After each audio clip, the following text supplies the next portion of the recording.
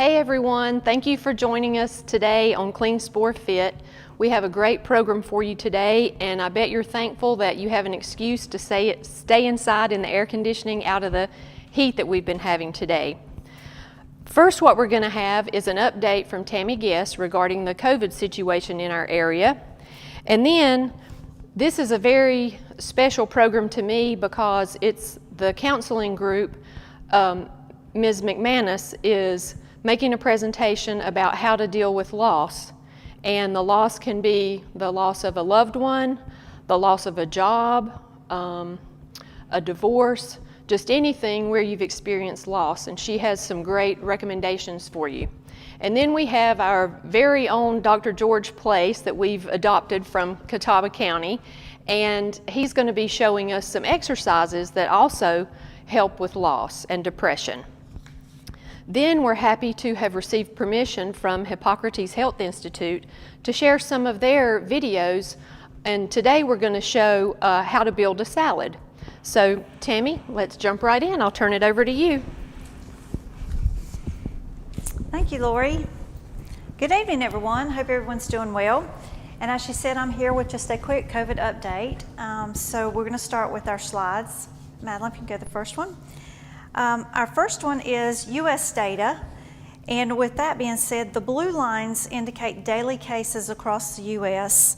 within the past 7 days, and the red indicates the sum of the cases in the last 7 days. So as of August 23rd, the U.S. daily cases were 43,222. In the 7-day average, with these cases, it's 137,686. So obviously we are on the increase, which you see all over the media, and it is on the rise. With that being said, we have in the U.S. vaccinations with one dose is 61.5%, and fully vaccinated people in the U.S. is 52.1%. Then on our next slide, we'll move over to North Carolina data. And this is updated Monday through Friday for North Carolina cases. And this was reported as of August 23rd. For the previous week, we had 5,184 newly reported cases, which is a daily percent of positivity of 13.1%. Currently in North Carolina, there's 3,197 people that are hospitalized. And with the vaccination rate in North Carolina, that's 59% have been vaccinated. On the next slide, we take it to the Catawba County level, which is the area that we work in. And this is reported in a 7-day range, Monday through Friday. It's updated on Wednesday, so it'll be updated tomorrow if you're interested in going to the Catawba County site. But as of August 18th, there was 385 new cases reported for that week, total of 20,670. And as of the 18th, we had 61 people hospitalized, in the hospital, with 42% vaccination rate in Catawba County. The next slide shows our hospital system here, Catawba Valley Health System. They put out a report weekly showing how many people are hospitalized. Right now, as of yesterday, August 23rd, there were 64 patients hospitalized with COVID-19. Out of that 64, they did indicate that 7 of those people were vaccinated. Patients in ICU at the hospital were 14. 1 of those was vaccinated, and there's 13 currently on vents, and 1 of those were vaccinated. So they're seeing that some of the vaccines, it is helping minimize the illness, but there are people that have underlying conditions and other issues that is affecting them. So this is interesting to look at with the Catawba Valley Health System. On our next slide, last week or the week before, we showed the transmission in each state. And as you can see, of course, we are on the rise with the COVID-19. As we stated last week, the blue is low transmission, the yellow is moderate, and the orange is substantial, with red being high. Last time we presented this, there were 14 states that were in the orange, and every other state was in the red. As you can see, that's changed substantially from our last presentation. Now there's only 3 states that are in the orange with substantial transmission. So it is on the increase. The next slide, it talks a little bit about the Delta variant. And as we said, with the increase of cases going on, according to the CDC, the Delta variant is very contagious, and it may cause more than 2 times as many infections. While we do not promote the vaccine here at KlingSport, it's up to each individual's own choice to what they do, but the CDC does recommend that individuals take part in this to help control the spread. Also in the news this week, you probably heard that the Pfizer vaccine was FDA approved, and in September, they do plan on having a booster vaccine available for people that have been vaccinated for 8 months or longer. So there'll be more information about that. And then on the last slide, we are very interested here in doing our part, and we ask all employees to please participate in that. So our protocol here to help prevent the spread of the COVID-19 is, first thing we do is the temperature check each morning.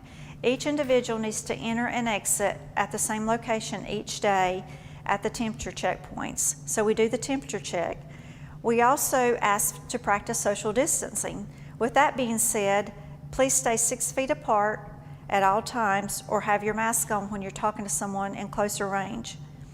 When you do have to cough or sneeze, we ask you to follow the protocol of sneezing with a tissue or in your arm where it's not spreading the droplets to your coworkers. And of course, washing your hands. It's very, very important to keep your hands sanitized and clean.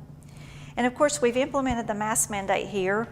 So while you are here, and also we ask in public, please wear your mask to help prevent the spread.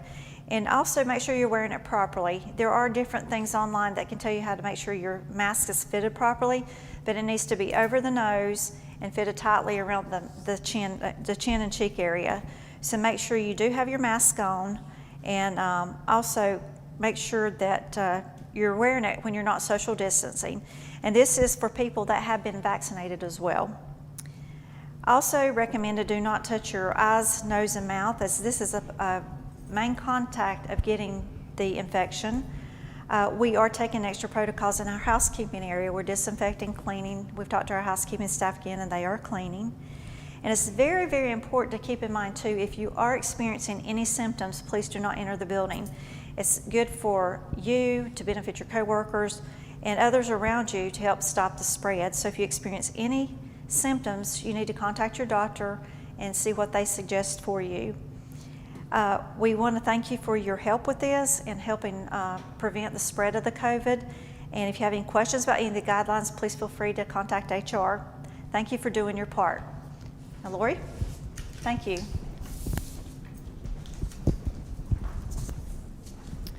Thank you, Tammy.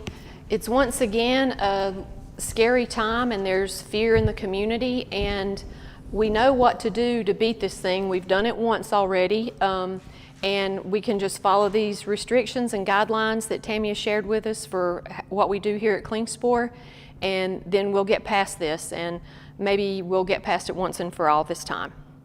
So next, we have the counseling group. So here is Nicole McManus.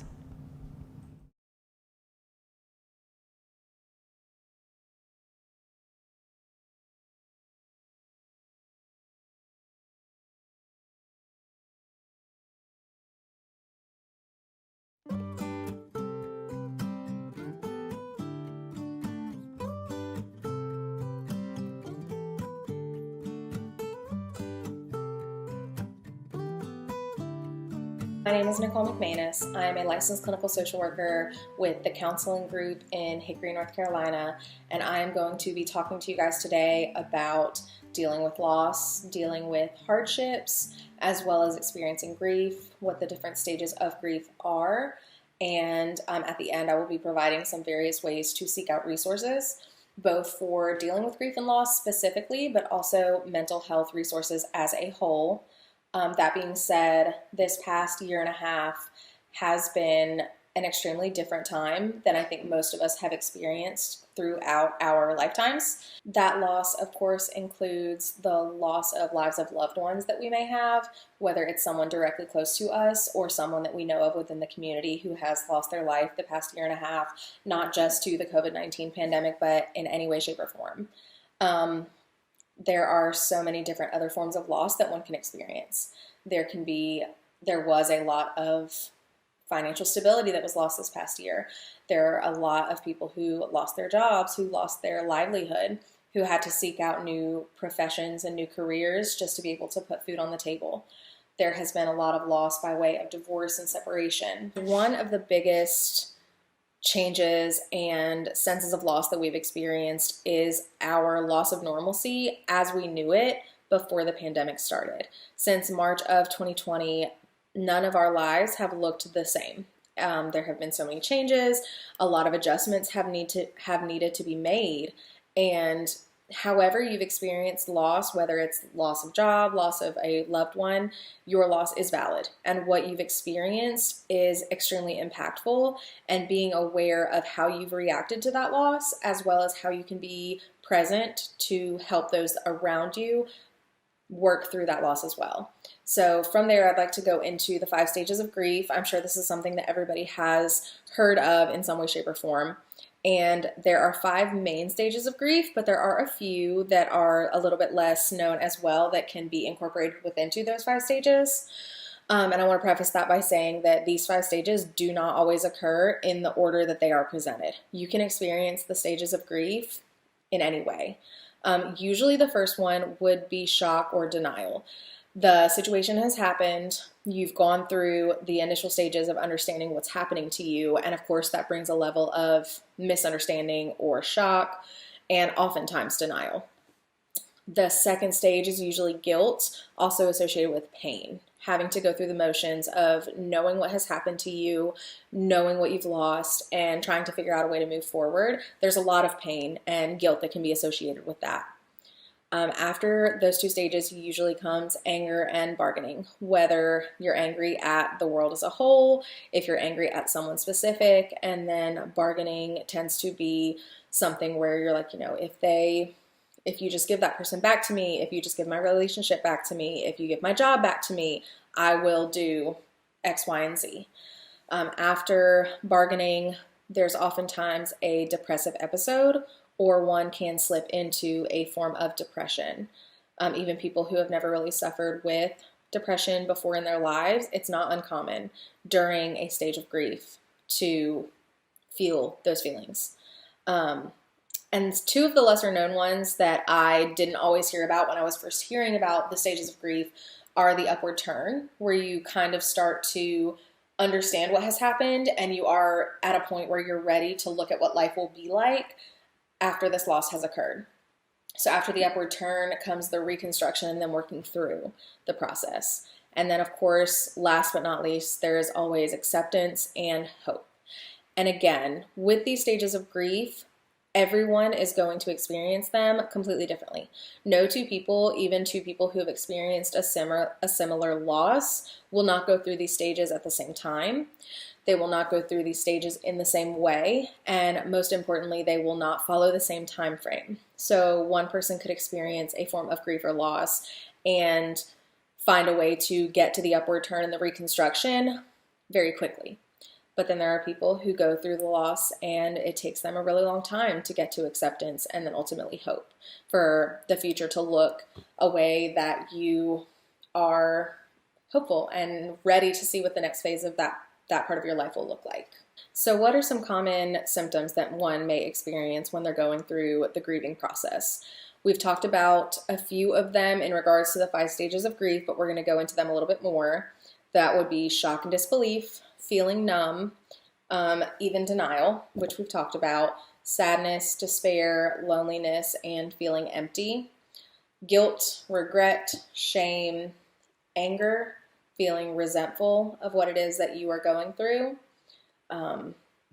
anxiety, helplessness, insecurity, and fear, as well as physical symptoms. You may feel some fatigue, some nausea, some sickness, weight loss or weight gain, aches and pains, night sweats, heart palpitations, feeling faint, lightheaded, insomnia, or sleeping too much. Those are a lot of the kind of common symptoms that one may go through. There are, of course, more, and I think that really understanding yourself and understanding your routine and how you're being affected during the time of the loss is going to be key in figuring out if or when you get to a point where you may need to reach out for some additional support, whether that's to your primary care physician, to a therapist or counselor, to friends or family who know you well. There's no issue or shame in reaching out for help. I think that so many people want to be able to handle those situations on their own. They believe that they can get through it just kind of going through the motions. And a lot of time you don't start to really feel the effects of grief until it's been a little bit since the loss, because sometimes accepting is really what can take the longest, depending on what the loss you're experiencing is. And just understanding that, being mindful of it, and really just understanding that you may not be able to do it on your own and that there's nothing wrong with that. Now, as you're going through the grief and the loss that you've experienced, I want to talk a little bit about coping skills and coping mechanisms that can help someone to work through what they're experiencing. Coping skills come in all shapes and forms, and it is another way of figuring out what you do for self-care. I don't know if that's something that a lot of people really think about, the things that they do for them.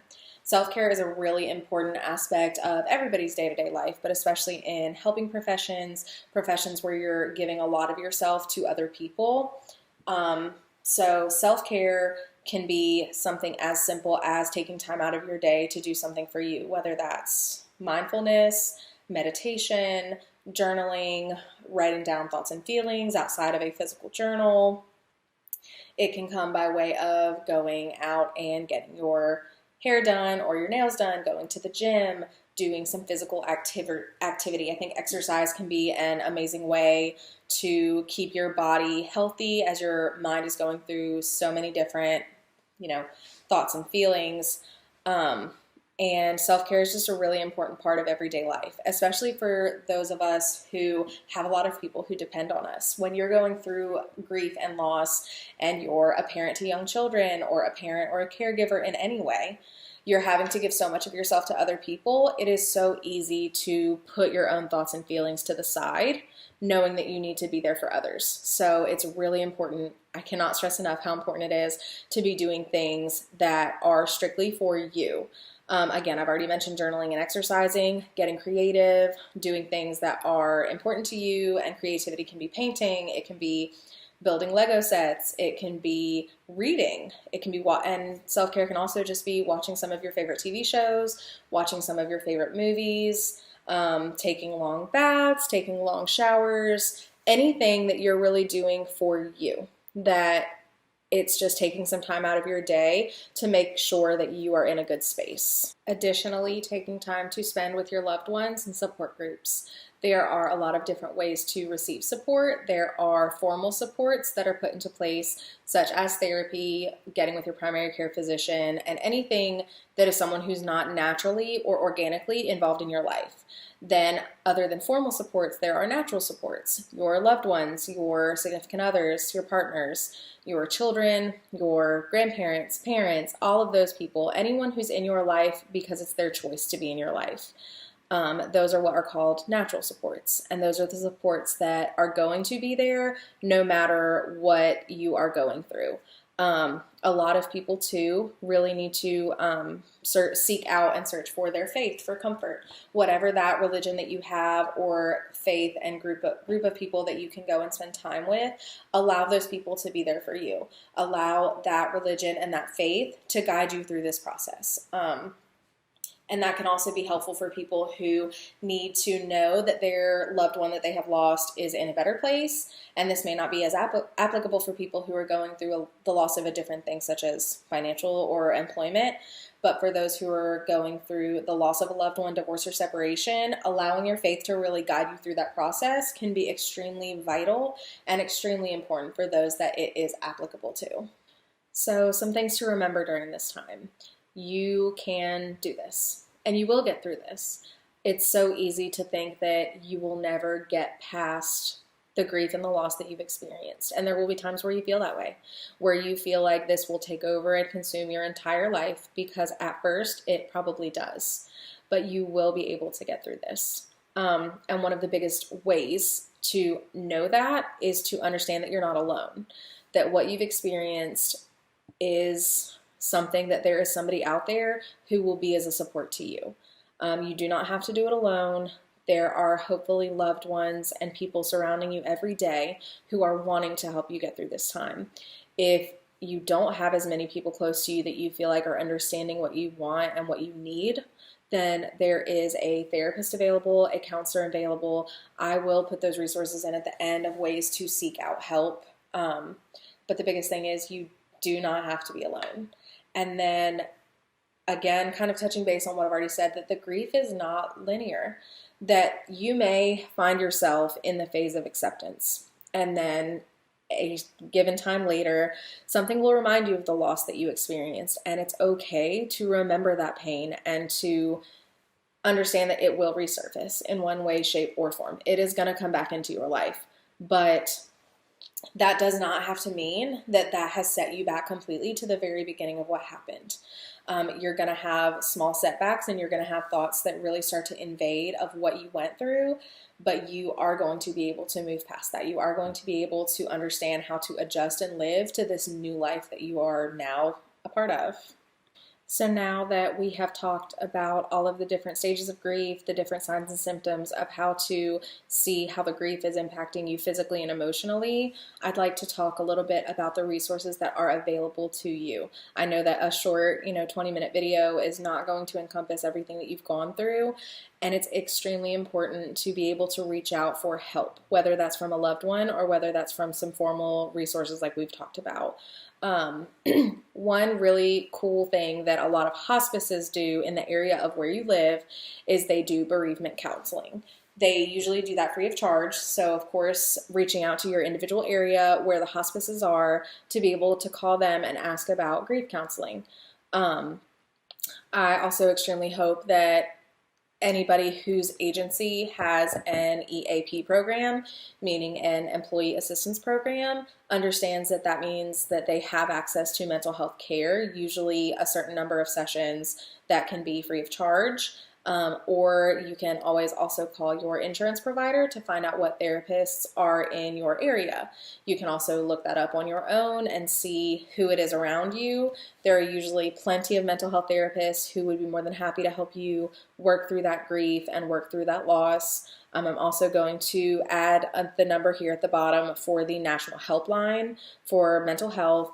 And of course, if you're ever experiencing thoughts of suicidal ideation or self-harm, please reach out to a mental health professional or a loved one who can put you into connection with a mental health professional, because we definitely do not want that loss to get to a point where you're feeling like you are hopeless and that you can't move forward from it.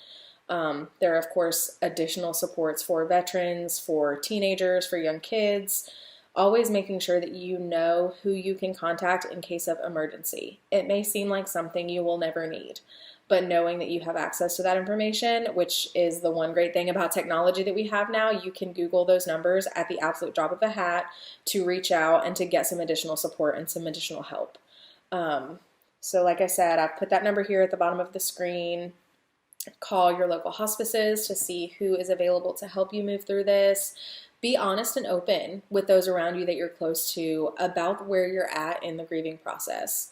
It can be extremely helpful to have people who are just close to you at any given time, because you may not see the changes in yourself that others around you may see. So if you have friends or family who are telling you that you maybe don't seem like yourself, or that they can pinpoint different changes that they have seen in you, try not to take offense to that, because usually it does come from a loving and supportive place.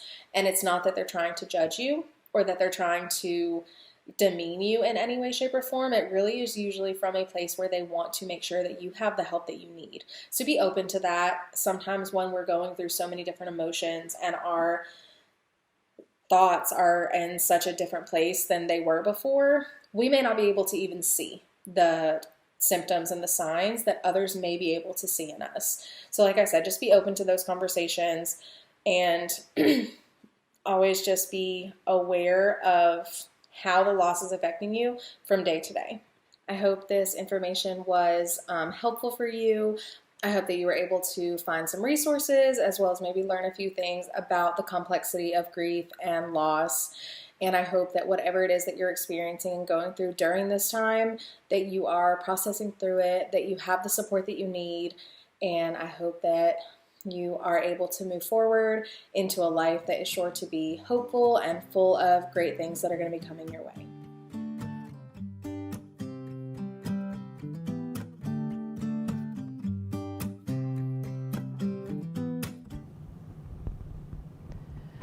Thank you, Ms. McManus. That's some extremely helpful information, and I hope that our audience will take a moment just to click share and send the whole video after it's over to any of your friends or family. This doesn't have to be someone within Klingspor. It can be, or you can share it outside the company, because there may be somebody you know that could really use that information.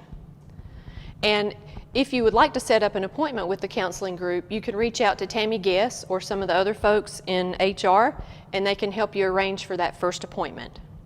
So now we're going to move on to Dr. George Place, and he's going to show us how exercise positively affects depression and loss. Yeah, whoa. Thank you, Lorie. This is a heavy kettlebell. I felt bad. Lorie's been holding it for like 5 minutes. All right, hey, great to be back with everybody.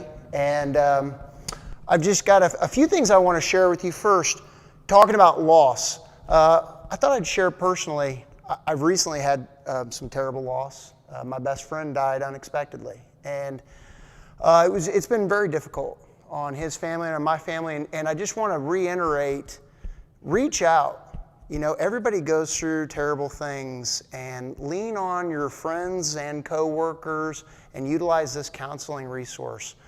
I have seen many counselors, and it's been a tremendous help. So don't feel shame about wanting to reach out. And just, you know, to reinforce that. And I want to talk about some strategies for dealing with loss and for dealing with just overall depression and anxiety that it may be affiliated with just the pandemic in general. Some of those strategies in regards to your physical body. So first, we've been talking about trying to get outside. And I encourage you, go online and just look at forest bathing and some of the science behind forest bathing. The country of Japan has invested a lot of money in this because they know that when you're out and you're around trees and you're in a very natural setting, you actually are inhaling molecules that plants produce, and they affect your physiology. They lower your blood pressure. They reduce anxiety and depression. Surprisingly enough, when you're outside, your vision is better, right? Think about that, right? We mostly are staring at something that's very close or very close walls inside. When you get outside, you're getting longer views, so it's good for your vision. It's great for cognitive function. There's all kinds of benefits. So let me encourage you, there are so many excellent and amazing resources in our county to get outside. We've got great county parks, and just right outside of Klingspor, there's a beautiful area where you can take a 10-minute break and just go and walk and hear some water and be in nature. It's going to help you. There's no doubt you're going to feel better, and really, that's my goal for you. I just want to help folks feel better. Now let's talk about exercise and some simple exercises that you could do outside. Now, obviously, walking is going to be tremendous, right? If you don't do anything physically, one idea that I always throw out to clients is go outside and walk for 5 minutes. That's a very doable goal, and build up from there. But just go outside and walk for 5 minutes and see how you feel. And for most folks, that's really going to have a good benefit. Let me say this before I keep going. If you've got questions, throw them into the chat. And I would love to answer your questions. I really want this to be relevant to your needs and your curiosities. So don't hesitate. If you've got a question, put it into chat, and we'll keep rolling forward. So walking, of course, I know people like to bike and run, and there's all kinds of cardiovascular things that you can do. But I want to encourage you, you're going to keep hearing me talk about the benefits of resistance training. And you know, a few things to think about why do I want to do resistance training? Well, first and foremost, after age 30, all of us lose anywhere from 3 to 5% of our muscle mass per decade. That's significant. And what that can mean as we get a little bit in age, we're more likely to have bone fractures. We're more likely to fall down. I'm always surprised that 1/3 of ambulance calls in our county are from people falling. And you're more likely to lower your metabolism. So for folks that, and I talk about this with clients I have that want to lose weight, if you're hoping to lose weight, one of the strategies that might work for you is increase your muscle mass, and in doing that, your muscles are consuming calories all day long and all night long. Your overall metabolism, your calorie burn will go up. And it's an excellent strategy for burning extra calories. It's an excellent strategy for offsetting a lot of chronic diseases. And hey, really, again, the bottom line, you're going to feel good doing it. So let me give you some resistance training ideas. The first one I want to talk about is kettlebell. There are hundreds of exercises you can do. I want to talk about the most basic, which is just a kettlebell swing.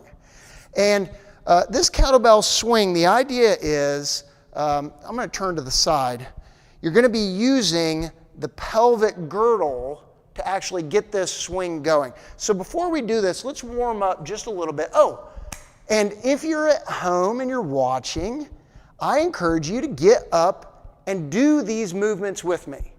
Even if you don't have a kettlebell, just hold an imaginary kettlebell. It's very light exercise, but kind of feels weird to watch somebody exercising if you're sitting down, sitting on the couch, relaxing. Why not take this opportunity to stand up? You can do it in a space. You don't need weights. You can just do it empty-handed. So let's warm up this pelvic girdle hip area, and I'm going to turn to the side so you can see this. So what we're going to do some pelvic girdle tilting forward and backward. And when people first do it, it feels a little weird because we don't do these movements very often in public.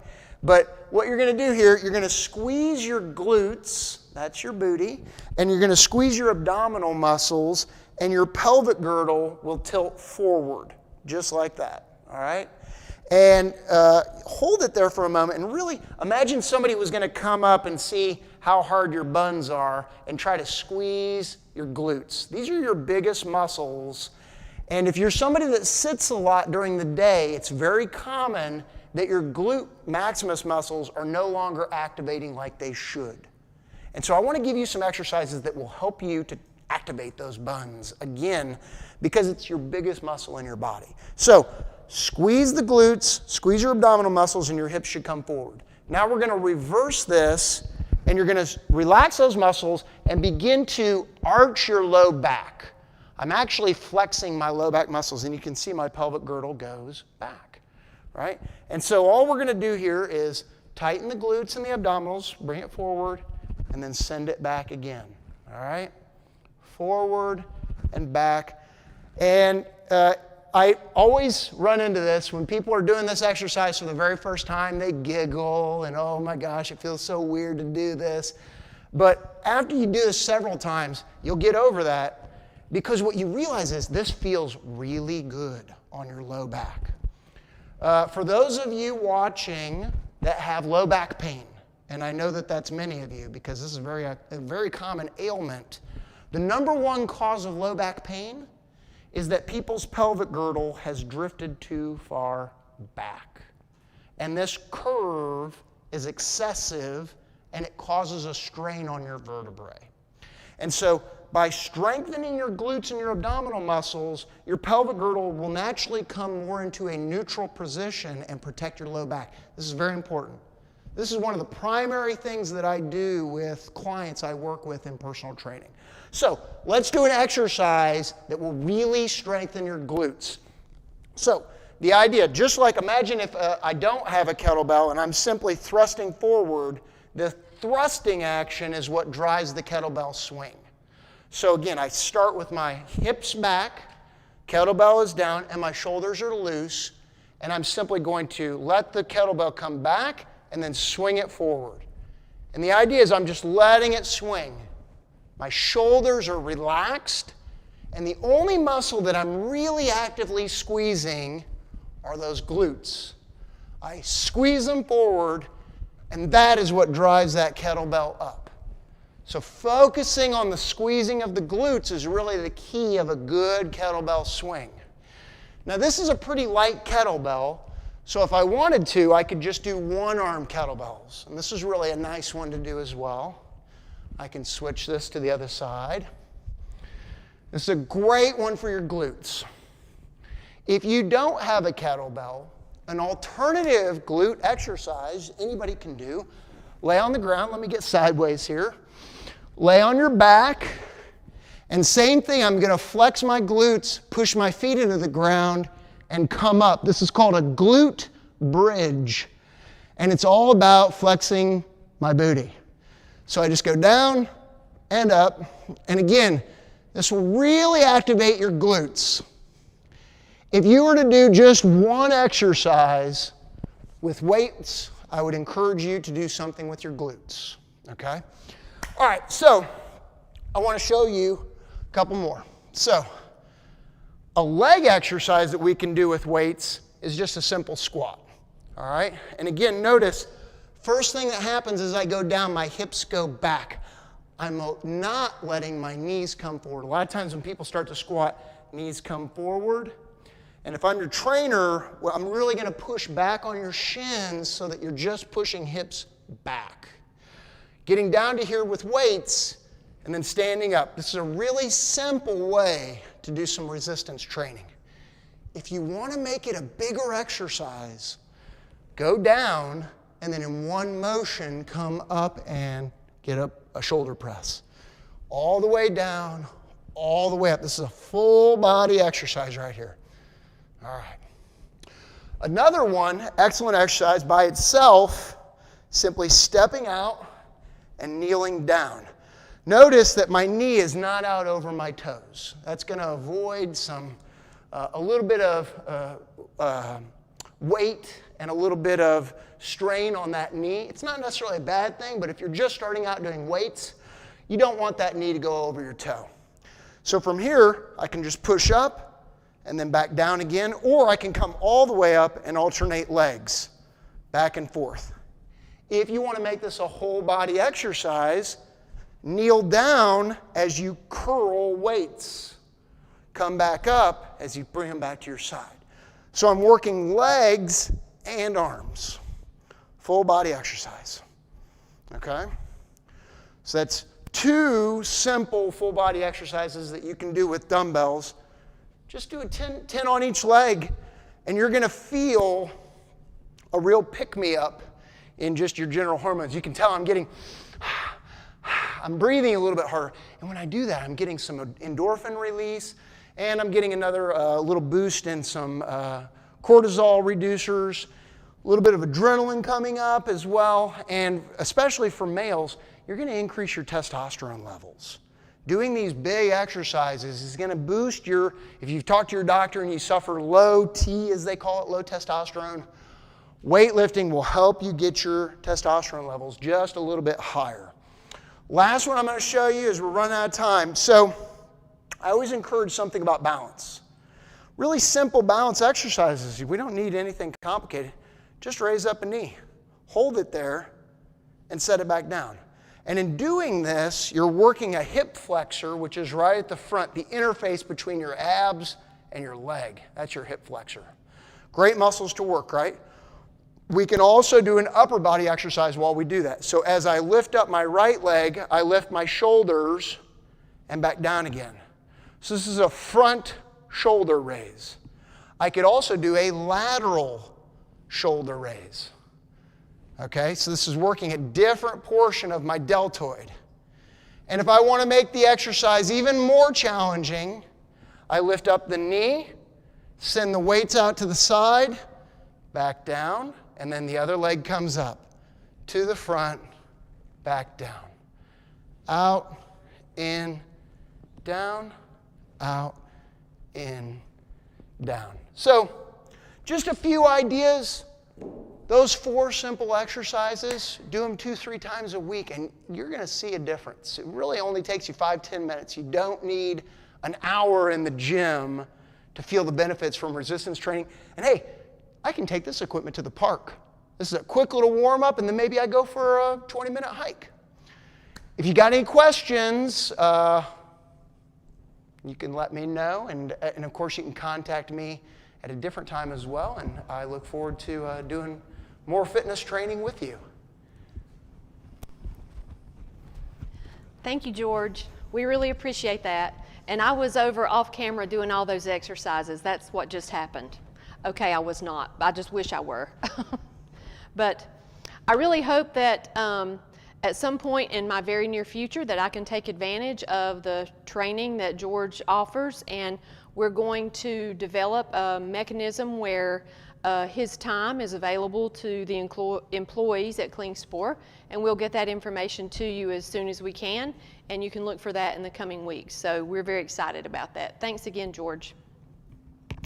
Hey guys, we seem to be having some technical difficulties and we're not really sure what's happening. We've looked at our Ethernet. We are wired to the internet and we have downloaded this video and everything, and we just can't seem to make it stream smoothly for you. So rather than keep you watching a video that's going like that, okay, that was me, that was not technical difficulty. We're gonna bring this session of KlingsporFIT to a close. We hope that you've enjoyed all the information that you've received this evening. Please take a few minutes to make some comments online and share this with your friends, and we look forward to seeing you next time. We hope you have a great evening.